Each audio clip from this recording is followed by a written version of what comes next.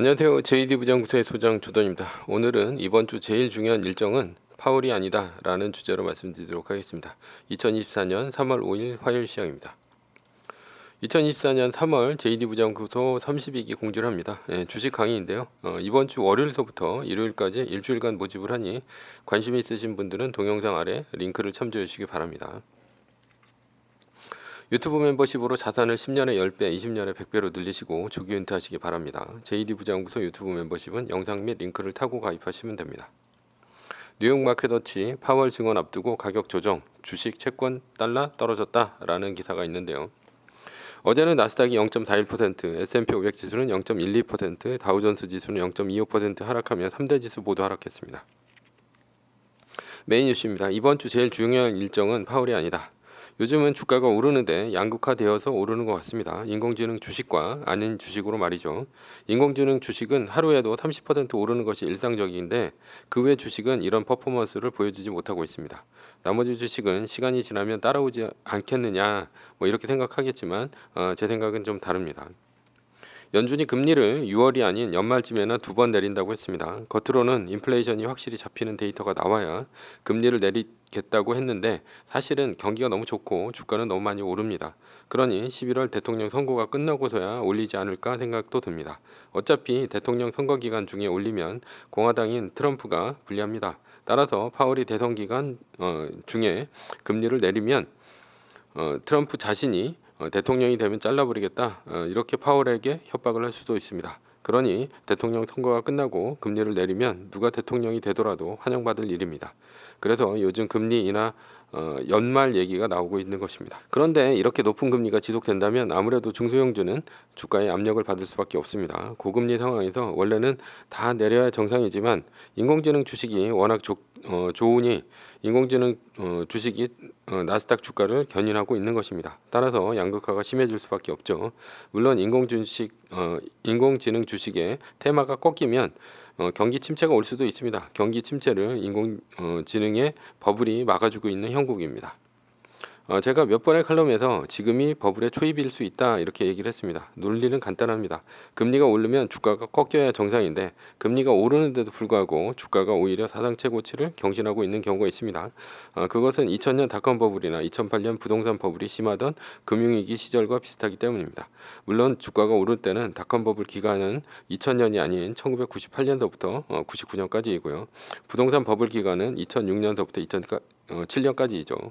이번에 만약 인공지능의 버블과 비슷한 시기라면 지금은 2000년 닷컴 버블의 몰락이 아닌 한창 주가가 오를 때인 1998년에서 99년까지 속한다 하겠습니다. 일시적으로 떨어질 수는 있겠지만 인공지능 테마는 앞으로도 최소한 2년간은 갈 것으로 보입니다. 인공지능 주식에 대하여 지난 몇 주간의 흐름과 이번 주가 어떻게 될지 한번 살펴보도록 하겠습니다. 지난 며칠간 실적 기간 동안 메타를 비롯한 인공지능 주식이 1월 주가를 올렸습니다. 그리고 2월 말 엔비디아가 실적 발표를 하기 전까지 주가가 떨어졌죠. 그러나 2월 말쯤에 엔비디아가 미친 실적을 발표하자 엔비디아를 비롯한 인공지능 주식이 전부 올랐습니다. 그리고 지난주에는 인공지능 주식이 다시 주춤했죠. 스노우플레이크의 실적 발표 이후 인공지능 주식이 뛰어 올랐습니다. 사실 스노우플레이크는 실적 발표 때 어닝 쇼크로 20% 넘게 떨어졌습니다. 그러나 스노우플레이크는 인공지능 주식이 오르는데 불을 붙이는 발표를 합니다. 새로운 AI 칩의 수요가 모자라 매출 성장에 걸림돌이 되고 있다라고 한 것이죠. 즉 엔비디아, AMD 등의 그래픽 칩 수요가 많지만 공급이 원활치 않다는 얘기를 한 것이죠. 그리고 다시 인공지능 주식이 폭등했죠. 이후 인공지능 주식이 주춤하는 듯 했습니다. 그러나 다시 인공지능 주가가 오르는 계기가 된 것이 지난주 델과 HP의 실적 발표 때문입니다. 델은 엔비디아와 AMD의 차세대 AI 그래픽 처리 장치를 탑재한 서버에 관심이 많고 관련 수주도 늘고 있다라고 하면서 어닝 서프라이즈로 하루에 30%가 올랐습니다. HP는 고성능 서버 공급에 필요한 엔비디아의 GPU 칩을 제대로 공급받지 못하고 있다라고 하면서 다시 인공지능 테마에 불을 붙였죠. 이날 하루에만 엔비디아가 4% 넘게 올랐고요. AMD가 5.25%, 브로드컴이 7.59%, 마이크론이 5.01%, 퀄컴이 3.36%, 인텔이 1.79% 등 반도체 관련 주식들이 떡상을 했습니다. 그리고 어제 매그니피센트 7 종목이 모두 떨어지는 가운데 엔비디아만이 유리하게 올랐습니다. 지금까지의 주가의 오르내림 패턴은 주요 인공지능, 반도체 장비 등의 주식이 발표될 때 인공지능 테마가 살아있음을 확인하며 동반 상승과 이후 하락하는 것이 패턴이었습니다. 그런데 이번 주 3월 7일 한국으로는 3월 8일 금요일 새벽 6시에 장이 끝나고 두 종목의 실적이 발표가 됩니다. 두 종목은 반도체 장비주인 마벨 테크놀로지와 브로드컴입니다. 이때도 델 스노우플레이크와 같은 인공지능 칩 공급 문제로 곤란을 겪고 있다라는 말이 나온다면 해당 주가가 어닝 결과와 관계없이 인공지능 관련 테마가 다시 떡상할 것으로 보입니다. 반대로 반대의 경우라면 크게 떨어질 수도 있겠죠. 그렇다면 화수목의 주가의 흐름은 어떻게 진행이 될까요? 지금까지 확률로 본다면 시장이 지속적인 인공지능 테마의 수요 부족을 안 믿는 모양이었습니다. 즉 실적 발표 전까지 인공지능 관련 주식들은 죄다 떨어지다가 인공지능 그래픽 칩 수요가 크다는 것이 밝혀지면 크게 오르는 패턴이었습니다. 그러나 이번에도 두 기업이 당연히 실적 발표에서 인공지능 칩 수요가 클 것으로 확실하게 생각된다면 금요일까지는 오히려 주가가 오를 수도 있는 것이죠. 결론입니다. 파월은 데이터 어쩌고저쩌고 하면서 금리 인하는 아직 멀었다고 할 것입니다. 그러니 시장에 미치는 영향은 적습니다. 지금 인공지능 주식의 열기가 이어지려면 이번 주 실적 발표하는 마벨과 브로드컴의 인공지능 칩 수요에 대한 소식이 아주 중요합니다.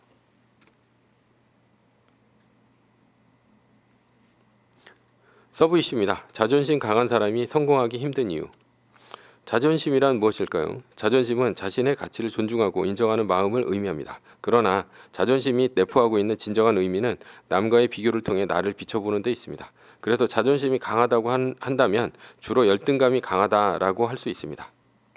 드라마를 보면 주인공이 대체로 이런 자존심 강한 스타일이 많습니다. 드라마 주인공은 없는 집안에서 자라 도움을 주겠다고 하는 재벌이 있는데도 굳이 뿌리치고 자신의 힘으로 해보겠다고 합니다.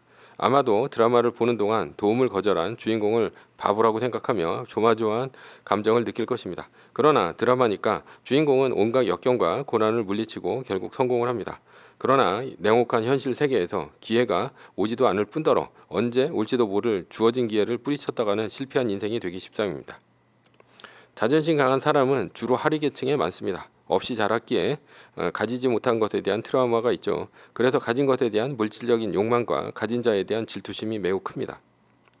자존심이 강한 사람은 남과의 비교를 끊임없이 합니다. 남과의 비교를 통해 나의 행복을 찾습니다. 행복이 내가 아닌 남이 되니 행복할 수가 없습니다. 자존심이 강한 사람은 감정의 기복이 심합니다. 왜냐하면 남과의 비교를 통해 나의 기분이 결정되기 때문이죠. 나보다 못한 사람을 만나면 거만해지고 나보다 잘난 사람을 만나면 비참해집니다.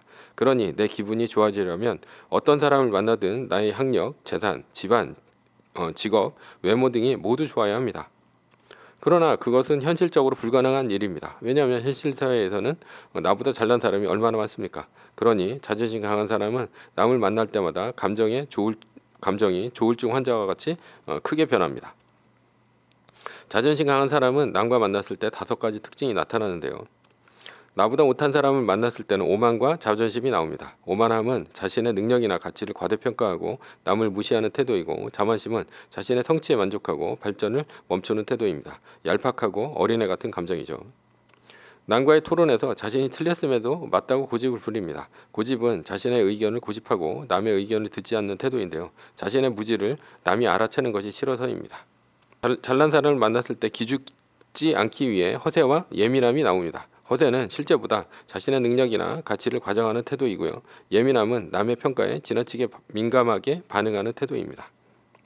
이 5가지 감정은 나를 후퇴시키는 감정입니다. 모르는 것을 인정하고 배우거나 잘난 사람과 친해져야 한 단계 발전할 수가 있는데, 자존심은 이런 기회를 스스로 막는 것입니다.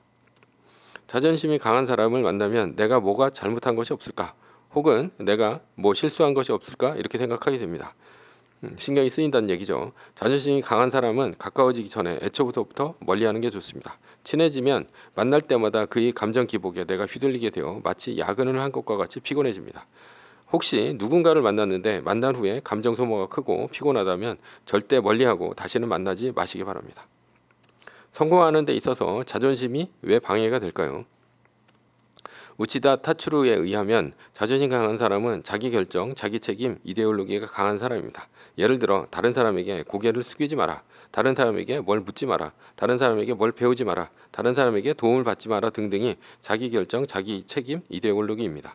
겉으로 보기에는 자립심이 강한 사람처럼 보일 수 있지만 사실은 있는 것도 없고 아는 것도 없으면서 자존심만 강한 사람입니다. 그래서 자존심만 강한 사람일수록 소심하고 뻣뻣하고 신경질적이고 예민합니다. 사실 이런 자기결정, 자기책임, 이데올로기는 상류계층에서 하류계층에게 교묘하게 세뇌되어집니다. 흔히 우리가 보는 드라마에도 세뇌의 일종입니다. 드라마 주인공의 자존심을 부리는 연기를 통해 자신도 모르게 주입된 것이죠. 자존심을 부리는 것이 쿨하다 생각하도록 세뇌되어진 것입니다. 그래야 주인공이 개고생을 하게 되고 자신이 성취한 결과로 시청자들에게 감동을 주기 때문이죠. 그러나 사회적 계층의 상승을 위해서는 반드시 자신의 무지와 무능력을 인정하고 받아들여야 합니다. 내가 모든 것을 다 잘할 수도 없고 다 알 수도 없지 않습니까? 저는 서두에서 가진 것이 없는 사람, 하류계층이 자존심이 강하다고 했습니다. 그런데 현실 세계에서 가진 것 없는 사람이 남의 도움 없이 나 혼자 성공할 수는 없는 일입니다. 남의 도움은 필수적이죠. 왜냐하면 하류계층은 절대적으로 휴먼 리소스, 지식, 학력, 자본 등이 모두 부족하기 때문입니다. 남에게 배우고 가르침을 받고 도움을 받아야 내가 단단한 계층 사회에서 효율적으로 상류 계층으로 오를 수 있는 것입니다. 그러나 자존심이 강한 사람은 남에게 가르침을 받거나 도움을 받기를 거절합니다. 남에게 도움받는 일을 패배라고 생각합니다. 없어도 있는 척 허세를 부리고 몰라도 아는 척 고집을 피웁니다. 그러나 성공을 위해서는 무릎이라도 꿇고 빌어서라도 성공의 비법을 전수받아야 합니다.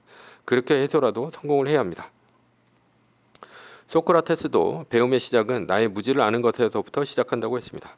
내가 모르는 것을 알아야 비로소 모르는 것을 알기 위해 배움을 시작할 수 있기 때문이죠.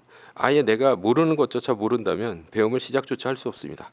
결국 이런 사람은 자신의 인생에 어떠한 배움도 가르침도 깨달음도 없을 것입니다. 그리고 평생 하류계층에 구착화됩니다. 비교를 하려면 어제와 나를 비교합시다. 어제보다 오늘 내가 나아지려면 오늘은 더 많이 배워야 합니다.